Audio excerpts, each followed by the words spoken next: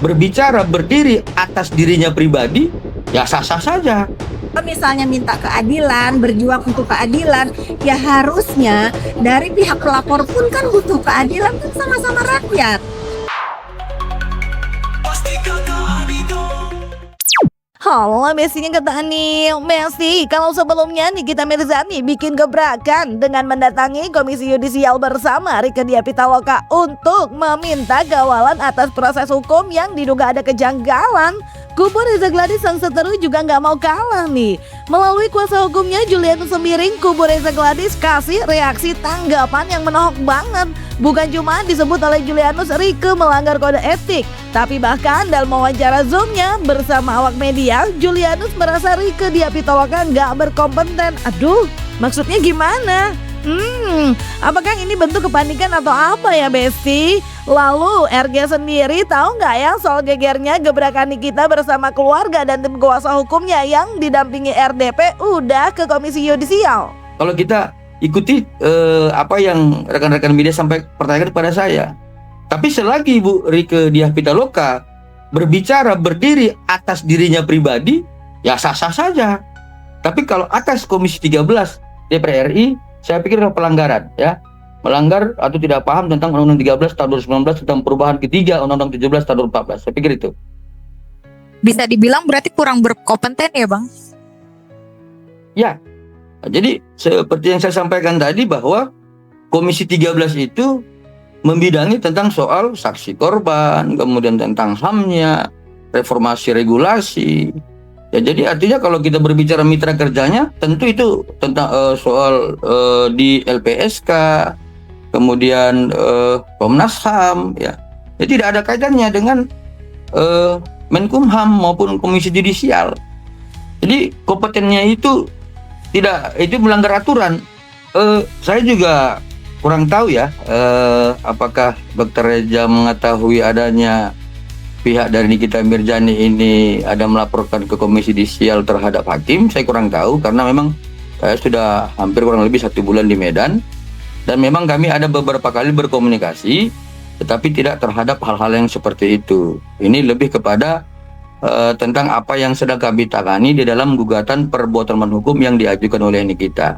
Kalau soal adanya perbuatan pihak Nikita Mirzani, apalagi dari DPR RI itu menjambangi Komisi Yudisial, saya belum mendapatkan informasi dari klien kami Dr. Reza dan Dr. Atobah Mufid. Nah, kalau kubu Reza Gladys dan suami belum jelas reaksinya karena kuasa hukumnya belum bisa pastikan apakah kliennya udah tahu terkait pengaduan kubu Nikita ke Komisi Yudisial.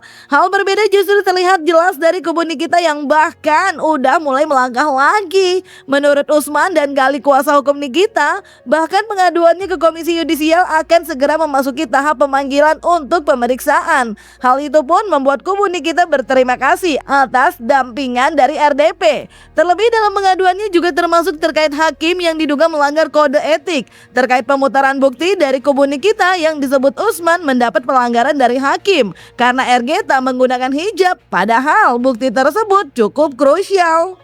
Dalam waktu yang cepat alhamdulillah direspon oleh pihak KY. Terima kasih banyak kepada KY sudah merespon dengan cepat pengaduan kami atau laporan kami, sehingga kami diberitahukan untuk melengkapi dokumen-dokumen tambahan terkait dengan laporan tersebut.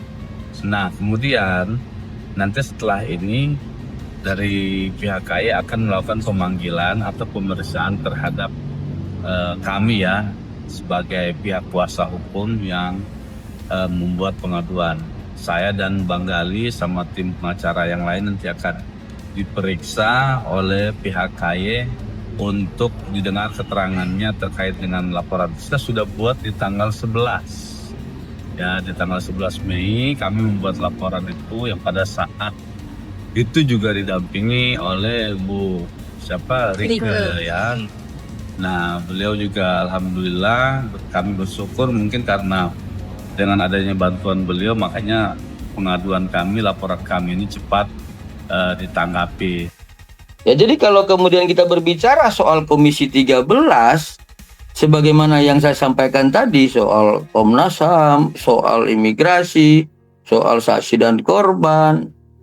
Jadi apa kaitannya ya dengan kemudian Komisi 13 ini mendampingi keluarga Nikita Mirzani di Komisi Yudisial untuk melaporkan majelis hakim. Misalnya soal pengaduan kami terhadap laporan hakim tingkat pertama, ya dulu teman-teman media mungkin tidak lupa ya, pada saat diperiksa ada pembuktian bahwa bukti rekaman itu tiba-tiba hakim melarang untuk diputar gitu kan.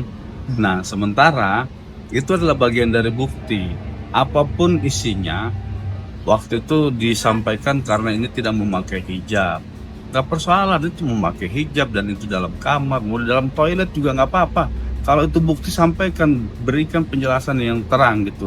Jangan kemudian memberikan keberpihakan kepada salah satu pihak. Terlebih lagi pada saat itu yang mengajukan atau yang keberatan itu adalah kuasa hukum dari pihak pelapor, dalam hal ini RG, bukan dari jaksa gitu kan. Nah, ada apa nih gitu kan, menjadi persoalan seriusnya kok hakim, padahal sebenarnya ada jaksa yang mewakili itu, tapi hakim tiba-tiba mengaminkan atau mengikuti apa yang diminta oleh kuasa hukum gitu. Nah itu jelas dia bersurat, kuasa hukumnya nih yang bersurat gitu, bukan jaksanya gitu. Tapi oleh hakim dikabulkan keinginannya dengan alasan itu. Nah kami waktu itu juga sempat keberatan, kami sampaikan ya kalaupun itu adalah ada di dalam kamar, tapi itu bukti harus dibuka, jangan tutup-tutupin begini.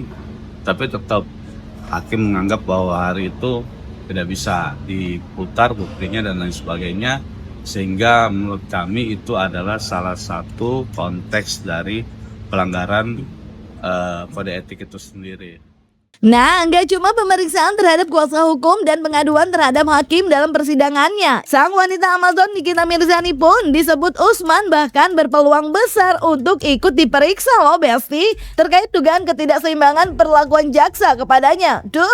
Anyway, melihat Nikita terus berupaya dalam proses hukumnya, Fitri Saloteru mantan sahabatnya justru menghimbau agar Nikita fokus aja kalau mau PK.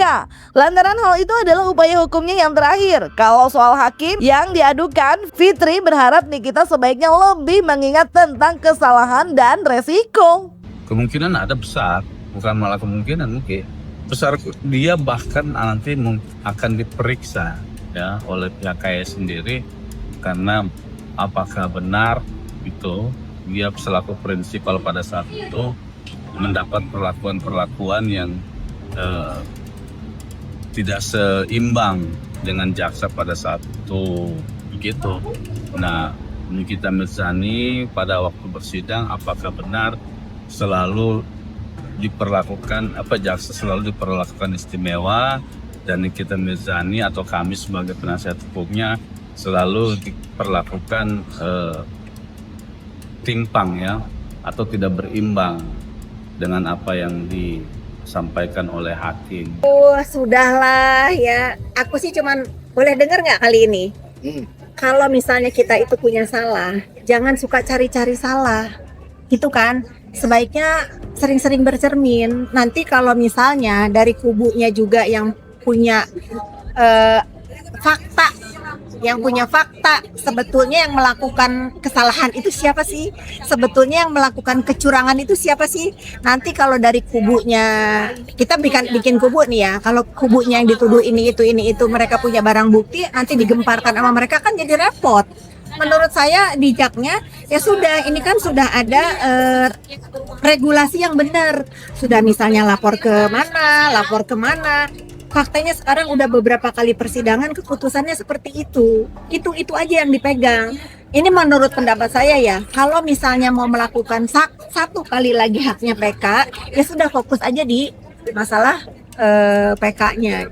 Kalau sekarang dari lawannya juga bisa melakukan laporan kelenger nanti kalian, saudara terpidana menurut aku. Dengan ramai-ramainya berita-berita ini nggak sudah APH disalah-salahin. Ini itu sebetulnya menurut aku kurang bijak sih. Ya, Nikita memang dengan giat banget berupaya. Tak hanya didampingi oleh Rieke Diah Pitaloka, namun kini juga ke Komisi Yudisial untuk meminta pengawalan terhadap kasus hukumnya. Meskipun hal tersebut ditanggapi Fitri dengan warning untuk Niki jangan tantrum kalau kubu pelapor juga akan melakukan hal yang sama, cenah. Hingga ia pun berharap semoga ada anggota dewan lain yang bisa mewakili Reza Gladys yang juga butuh keadilan. Pak, pada saat dia berbicara itu, menurut saya dia tidak mewakili dirinya sebagai anggota dewan. Mungkin dia lagi sebagai netizen kayak saya gitu. Kalau misalnya minta keadilan, berjuang untuk keadilan, ya harusnya dari pihak pelapor pun kan butuh keadilan, kan sama-sama rakyat. Tapi ya sudahlah, mungkin saya melihatnya sudahlah, mungkin Mbak RDP ini lagi jadi netizen kayak saya gitu. Walaupun kedudukan sebagai anggota dewan sebetulnya melekat ya apa yang dia katakan. Tapi nggak apa-apa. Semoga ada anggota dewan yang lain bisa mewakili juga Reza Gladys sebagai pelapor juga. Dia rakyat Indonesia yang juga ya bebas-bebas aja. Nanti kalau dari pihak Reza Gladys ke KY juga ya jangan tantrum ya. Kan sama punya hak yang sama. Semua masyarakat rakyat Indonesia ini punya hak yang sama. Kalau mau ke KY ya mungkin nanti dari apa yang mau dikayain sih gitu. Mereka ini bisa apa? Yang sudahlah, ini tuh aparat yang menangani masalah ini itu seluruh sumpit ya, seluruh sumpit. Saya meyakini banget apa yang terjadi sekarang atas hukum yang berjalan sekarang itu udah menurut saya sih adil. Ya Besti, ternyata emang kalau apapun tentang Nikita biar udah setahun lebih tetap menyala ya Besti. Anyway, dari kalian apa nih doa terbaiknya untuk masing-masing kubu yang terus masih memanas? Jangan lupa like, subscribe, komen, dan share biar bisa dapetin video berita kecil lainnya cuma di Kata Ani Besti.